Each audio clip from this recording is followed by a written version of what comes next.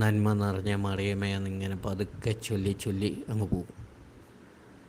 അങ്ങ് ചൊല്ലും ചൊല്ലി ഈ അഞ്ചാമത്തെ രഹസ്യമൊക്കെ ആയി കഴിയുമ്പോഴത്തേക്കും ഇങ്ങനെ നന്മ നിറഞ്ഞ മറിയമേ എന്നിങ്ങനെ ചൊല്ലി ഇങ്ങനെ നമ്മൾ കുഴഞ്ഞ് ഇങ്ങനെ നിലത്ത് വീഴും. അങ്ങനത്തെ ഒരു അനുഭവങ്ങളൊക്കെ ഉണ്ട്. അത് നമ്മൾ ബോധപൂർവം ചെയ്യുന്നതല്ല. ഇങ്ങനെ സാവകാശം ചെല്ലുമ്പോൾ നമുക്ക് അതിൻ്റെ ആ ഒരു ആത്മീയതയുടെ വേറൊരു ലെവലിലേക്ക് നമ്മളെ കൊണ്ടുപോകുമെന്നായി പറഞ്ഞ്. അതുപോലെ തന്നെ ഈ നമ്മുടെ ശ്വാസത്തിൻ്റെയൊക്കെ സ്പീഡും മാറും.